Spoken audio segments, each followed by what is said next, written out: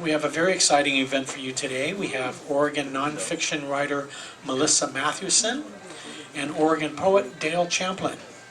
I would like to introduce our first featured reader for today, Oregon nonfiction writer Melissa Matthewson. I ask all my featured readers to provide me with a short bio. Before I read that, I just want to tell you how I came across Melissa. I've been putting a lot of my poetry on Instagram for about a little over a year now. It's been a lot of fun. I've connected with a lot of writers on there. And Tara Van Duzen is one of our local part of our group, also has some of her writings up on there, and a lot of her memoir and stuff. And she turned me on to Melissa on Instagram, and that's how I found her. And I went and checked her out and invited her to read, and here she is. So here's the bio that Melissa sent to me. Melissa Matthewson's essays have appeared in Guernica, Diagram, Longreads, American Literature Review, Mid-American Review, Bellingham Review, Riverteeth, and The Rumpus, among other publications.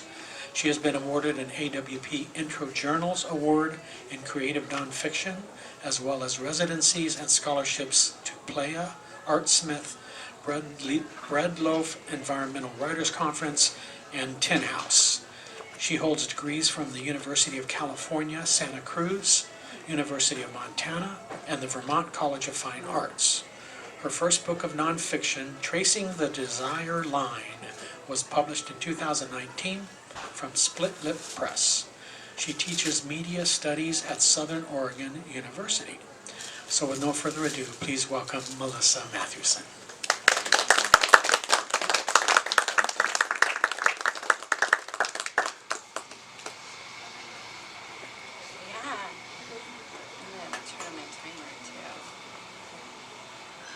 This is good. Yeah. Thank you. Thanks, everyone. This is so delightful to be here at Barnes Noble. What a great event. I'm going to read from my new book that came out in September, and it's a memoir and essays.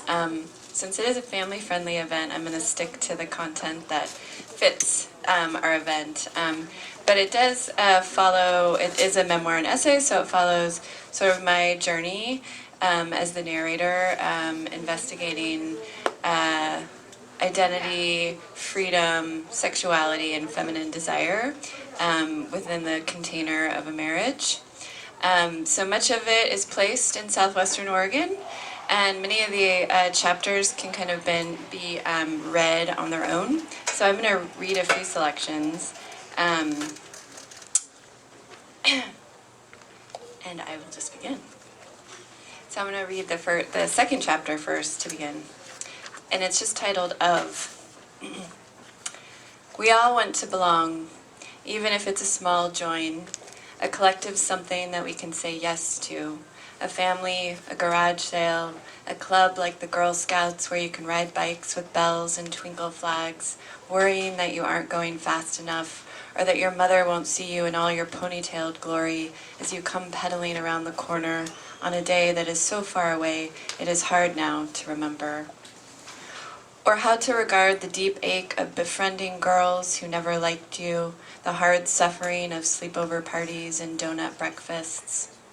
There are people who haven't, who don't, who will never belong, by choice, by sacrifice, or other consequence. A woman up the hill who lives in a salty cabin, alone and tender, opening up every big moon to show the art she makes.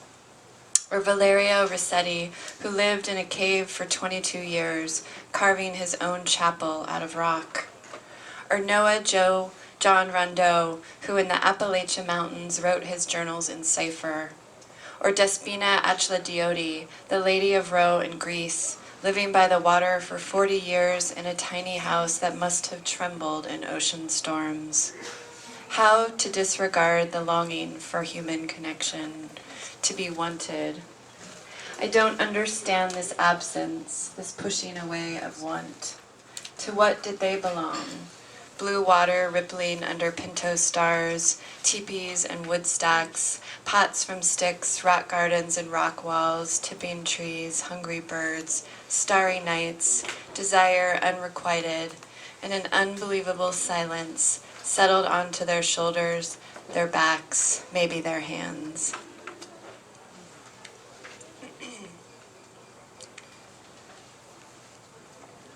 Okay, I'm going to skip around here. Some of the chapters are called of, and after the of, I consider different things. So youth, desire. Some of the chapters have the narrator referring to herself. So here's a chapter in which it's called Draw Two Circles, or the narrator on distance. In a boy's hands, a trumpet played to the open window at an hour of 7. I can't tell you the particular bounce of the notes or the technique used to craft the song, the scale, the high register of tune.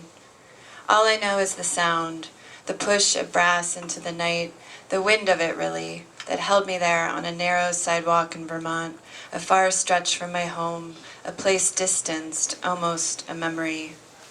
I noticed the artichokes and the sky, of course, bursting into a stream of color and moods of the sun. I sipped my beer, a cold can of hops and grain, swatted the mosquitoes from my arms, pretended the boy with the trumpet could not see me lingering on the concrete, my sandals off and tossed to the side, the pavement still warm. I faked playing with my phone, so he could not tell how I listened. There's so much to be said about home, how the nest box sets on the fence and the swallows station on the power line, their triangular alignment over the comfrey and fescue, the orchard grass overrun with seed already. It's June, and the orange poppy with plum veins running up the petal's skin unfolds to reveal a bud of stamens like a clenched fist, a little girl's tight heart.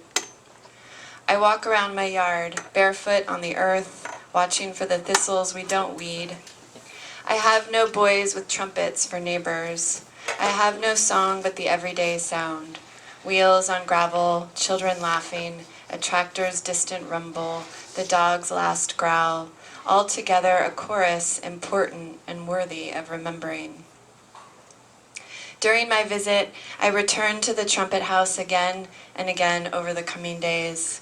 It was the possibility of transformation that pulled me there, the chance to experience an incongruous placement in time, home and not home, and of the dissonance of this predicament, drawing towards something while also leaving it behind.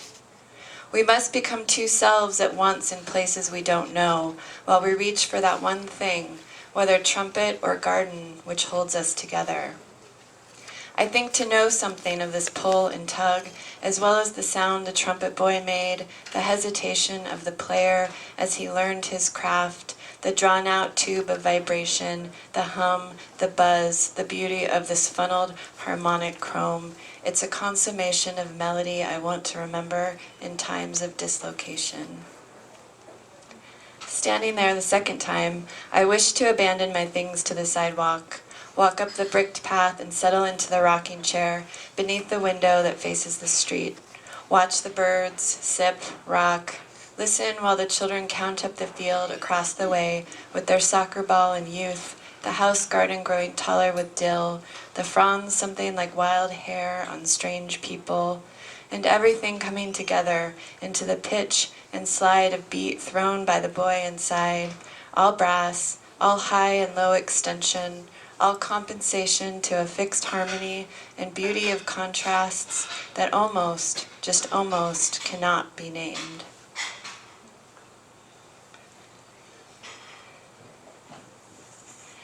Thanks for listening. I'm going to skip ahead. Part of the journey or narrative thread of the book is a narrator questioning the nature of marriage and monogamy.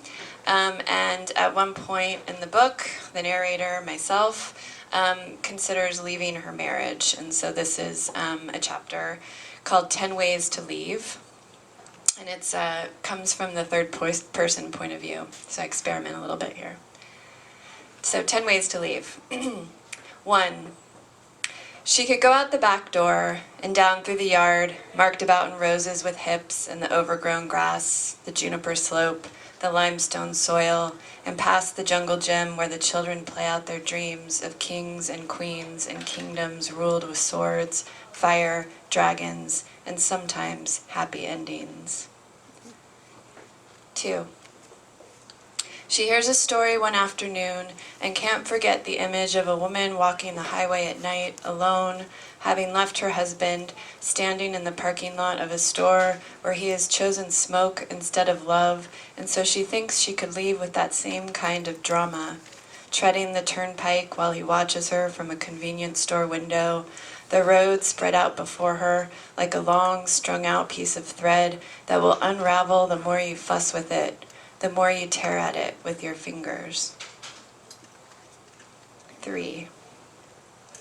She could go while he is sleeping, but she thinks that would be unfair, and doesn't he deserve just a little bit of reason? If she did leave that way, she could sit on the bed first, the children sleeping in the other room, and watch his chest swell to the night, put her hand on his mouth, see every part of him move in dreams or nightmares, something she's never done, never even been curious about, which makes her wonder. So maybe when the ice thaws, she'll sneak from the bed, tiptoeing through the house to the door, and exit into a landscape of disquiet, apprehensive of the choice to go, but surely confident in the fantasy she holds in her mind.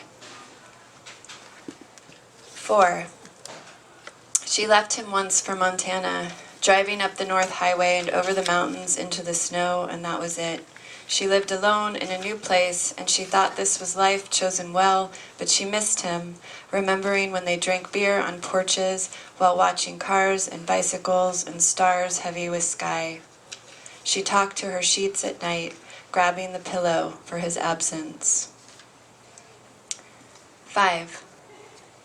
Maybe they could go for a hike, climb to the top of a mountain and look out from there, the way they did with their children once, the spread of all that grass and rock and peak, the wildflowers a new thing. They ate lunch, cheese, chocolate, salami, crackers. On top of that mountain, the wind picked up, and it blew their children's hair, and they pointed to their house and its blue painted wood, just over the 3 ridges to the west, where they could barely make out its slant and hold in the distance. They picked ticks from their hair because they lay in the grass laughing at the sky, and it was spring, remember? Yes, she thinks they could go for a hike, and she could leave him there with the children on the mountain. She could remember him cutting cheese into slices on his knee, listening for any movement in the manzanita. 6. Or maybe that's too dramatic. Maybe they should just be straight about it. Sit on the couch together over coffee, or more likely a drink, bourbon, ginger, bitters, a little lemon, the kind she always makes for him in a small glass with ice. She might sit with him and look out the window and over all they've done together, everything they've created, and still know it is all lost to the past anyway. Maybe she would cry. Maybe he would too. Or maybe there'd be no tears. Maybe they would have used up everything they had in the build-up to that moment, so to some extent, the fatigue of a relationship would overcome them, and they would be quiet in their chairs in that room when the shadows take over the floors and the walls, and all they'd hear is the empty burden of what is absolute, the love having gone a long time ago, slipped from them when they weren't paying attention. 7. She could remember how they never did take a real honeymoon. She could remember how they watched a sunset over the water in Baja one time when they thought they knew love.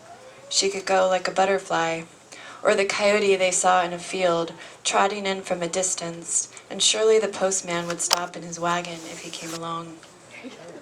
They watched from the car, the animal poised in dangerous pursuit of its prey, all of it in the last flicker of day, until the coyote ran up into the frustrated hills without dinner, without anything to take his hunger away. 8. Or she could remember how they left Homer's tomb one morning in Greece, the Aegean spread out behind them like a blue map made up of what they couldn't know. She could remember how they brushed their teeth on his grave. She could remember how they spit.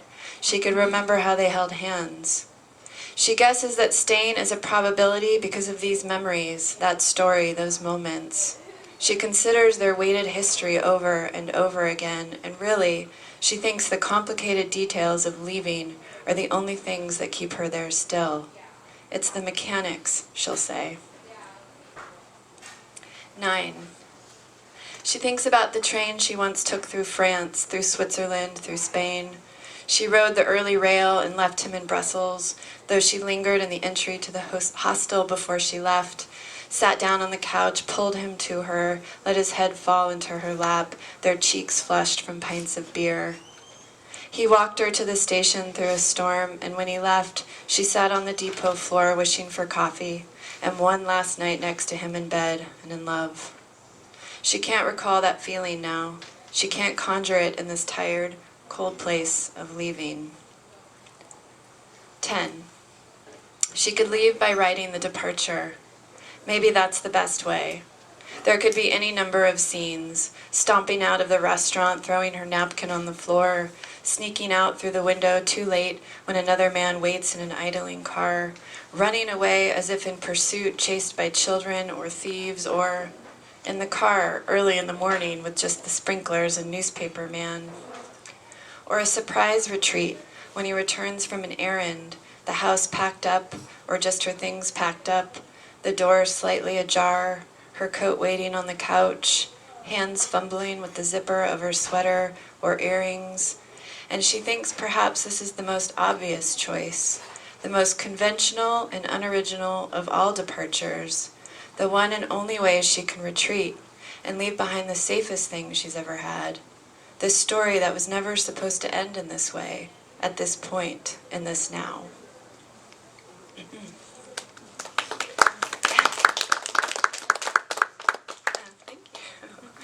I'll end with another short chapter, and we can bring Dale up. Thank you for listening, your attention.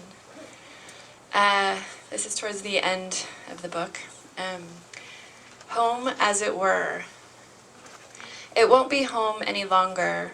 That tub of iron and porcelain, perched on bricks and the gray-blue stone that we lay down ourselves with paste and effort and hope.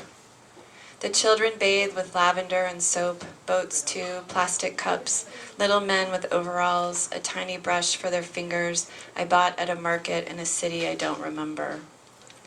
Our daughter's auburn hair is always tangled, long to her hips, covering her eyes like it's her own cloak, a small room for her to shadow in. That's what she prefers. When I find her scattered in the dark reading books without light, I never hear a sound except a melody breathed from her lips and whispers. We never brush her hair. Why? We argue over how and when to trim something that has never been trimmed. Sometimes brown water runs from the fixture, and we open the drain for it to swirl away when the pipes freeze and warm again, and the water runs like bark. There is a way to notice the walls of rust and how they color our son's face when he tunes out a new song that tells the battle between the tulips and marigolds, as if these flowers would ever disagree, perhaps over something as simple as the terrain of beauty. This home will not be home any longer, not like it was when we stripped the walls of rot, took up the plastic floor and threw it to the hill of thistle and grass. It won't be home like when we hung the Mexican gourds and wood from the bathroom ceiling, opening the window to the creek just a bit now full from the fall storm. Not in this time of rupture, all the beauty forgotten now. Home just an untenable and fragile definition of residence, where staying is no longer a likelihood, where the nuances of our broken marriage become a story embedded into these hills. I'll fill the tub again and again, washing our daughter's hair with blossoms from our garden, the calendula, lavender, or sage we planted together on a Sunday afternoon when the dirt was new and so were we.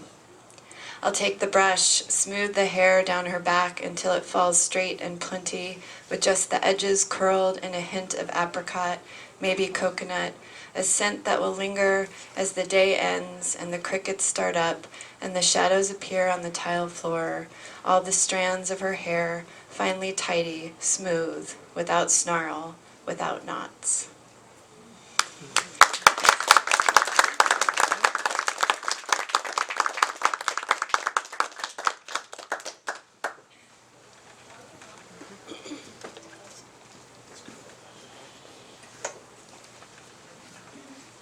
Thanks so much, Melissa. Melissa, let's give her another hand, please. Wonderful reading. I'm sorry I won't be here for your second part at the end, but I'm sneaking out after the two featured readers. My wife and I do a annual Oscar bash thing, and it's Oscar night. We both used to work on the Oscars for years, and so we get together all our favorite foods, and we sit there and we just criticize the whole show. We have a great time doing it. So, but you will be in the wonderful hands of Charles Castle, who will take over after the break and finish things up. So he will be bringing both of our featured readers back at the end for a few more minutes.